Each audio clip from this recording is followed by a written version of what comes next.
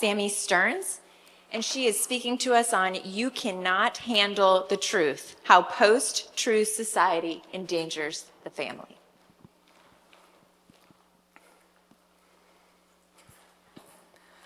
If truth is on trial, the whole world starts to unravel. Take the family, a once respected institution comprised of members bound by strong obligations in the spirit of trust and connection. But now, Dictionary.com displays at least a dozen different definitions for the word family. And that's not even addressing the current political climate of our culture, this post-truth society. As the traditional, religiously instituted family structure breaks apart, with familial bonds estranged and personal values redefined, post-truth society relishes in its destruction. Why? Because at its core, a post-truth society proposes a world governed by an all-embracing worldview, where everyone decides truth for themselves. In a moment, I will define the word family as it relates to my topic and explain the fundamental nature of our post-truth world.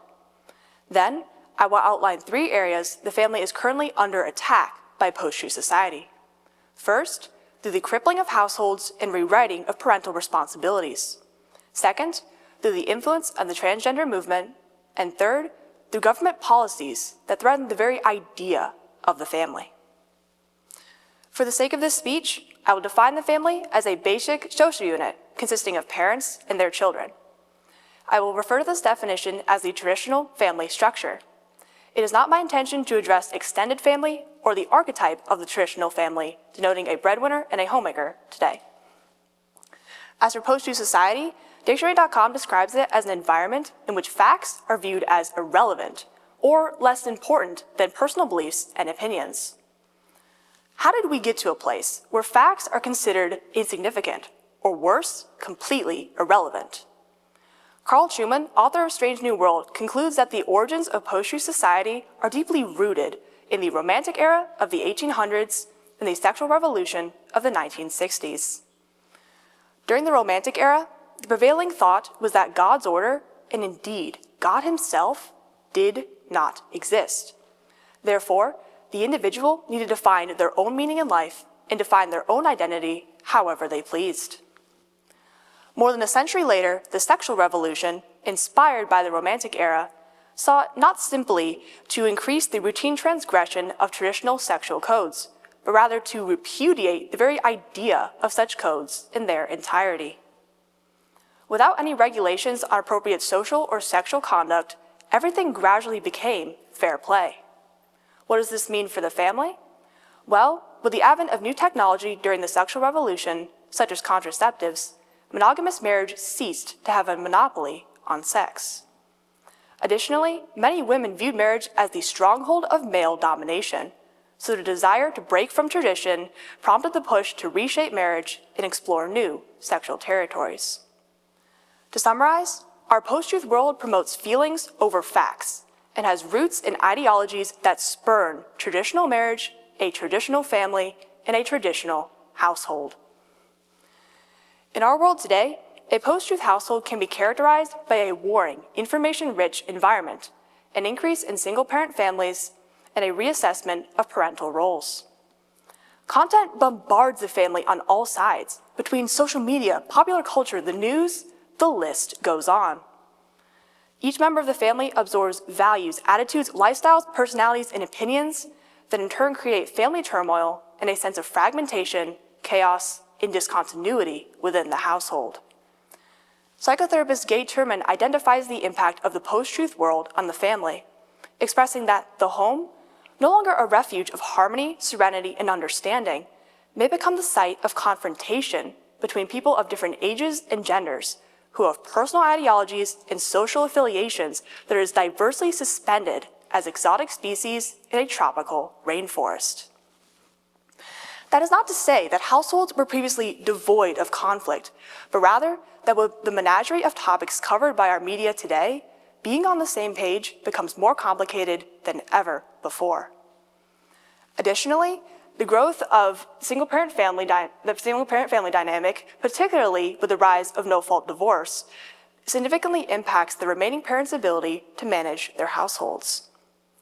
According to the Casey Foundation, a corporation dedicated to the well-being of children, more than 23 million children in the United States live in a single-parent family, which currently covers about 1 in every 3 kids across America.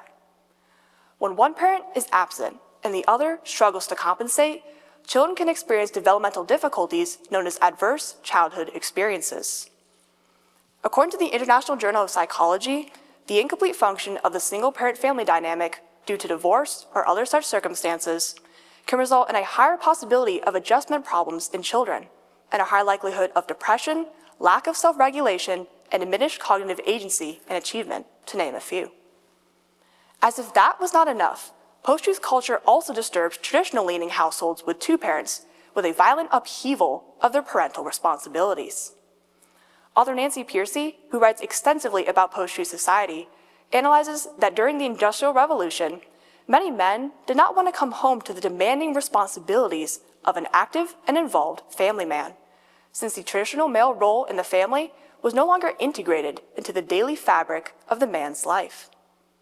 Now, this is not to condemn, but rather to highlight a common trend that when fathers began leaving their homes for work, they gradually, willingly or unwillingly, got pushed out of their roles as role models and educators to their children, leaving their wives to satisfy this requirement. As a result, some women came to view motherhood with a resentful view, viewing it as a burden or a temporary inconvenience for their personal lives or their professional lives. Due to these factors, the roles of the mother and father grew to refrain from having many overlapping responsibilities. Therefore, not only does the family lose stability and understanding, and not only has weakened parental support due to the absence of a parent impacted countless children, but 2-parent families are likewise undone by the stark division of each parent's role. Now we come to one of our post-truth world's most recognizable features, the LGBTQ+ movement, and in particular, the transgender push within it. Here, families become contentious battlegrounds as personal feelings and preferences become indisputable priorities. When a youth believes that they are transgender, that is to say, the opposite of their current gender, all eyes turn to the parents to observe their response to such a pivotal statement. Brandon Showalter, a journalist for the Christian Post, observes that what's often said in public opinion forums and even within some medical circles is that it's better, necessary even, that children receive controversial medical treatment rather than wind up dead by suicide. Because after transgender children tend to adopt different mannerisms and wear different clothing, a key next step is surgery. What Showalter is in part referring to is a hypothetical question that haunts many parents who have a child who claims to be transgender. Would you rather have a dead daughter or a living son? Questions like these, Showalter says, strong-arm parents into continuing treatment and are held up like a gun to their heads, urging them to consent, agree, and support their child in gender reassignment surgery or something akin to it.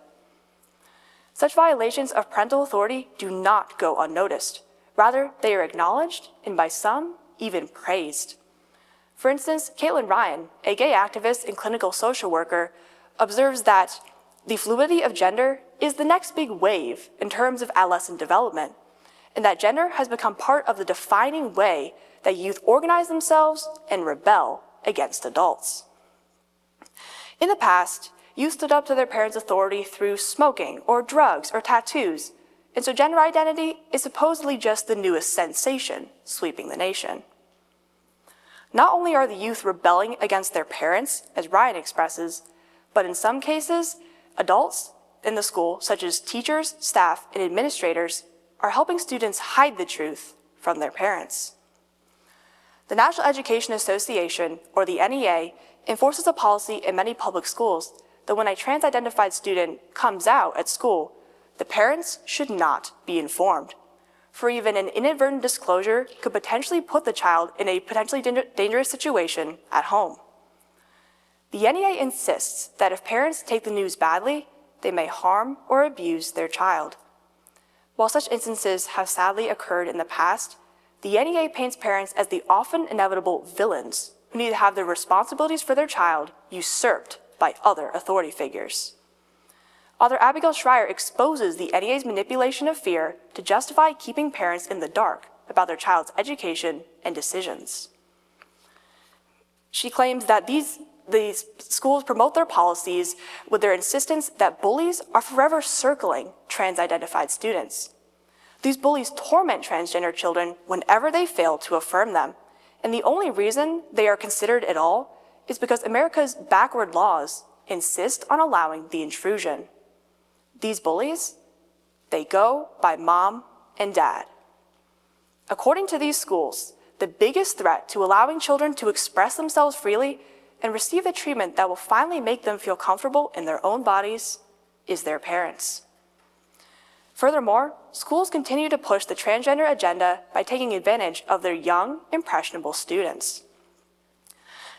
According to Schreier, when students are faced with a heaping buffet of gender identities to choose from, it's hard to believe everyone isn't at least a little bit something.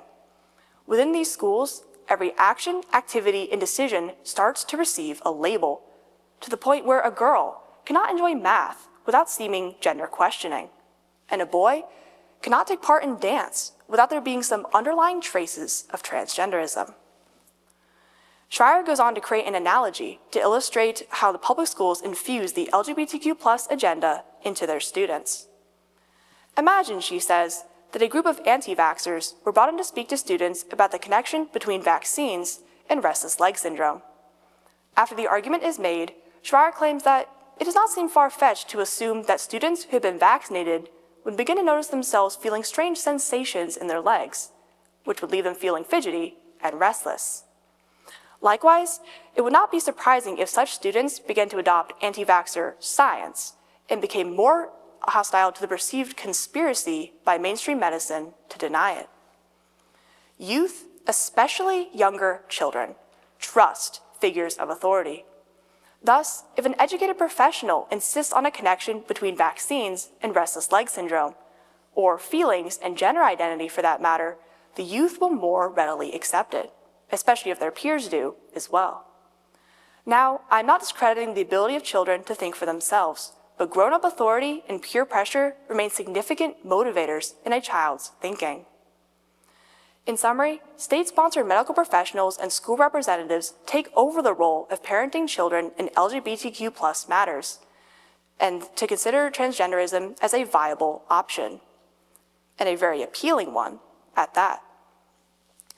One of the reasons the LGBTQ+ community is appealing is because of its all-encompassing mindset. In its shunning of traditional authority, the movement calls parents to affirm their transgender child completely to show their love.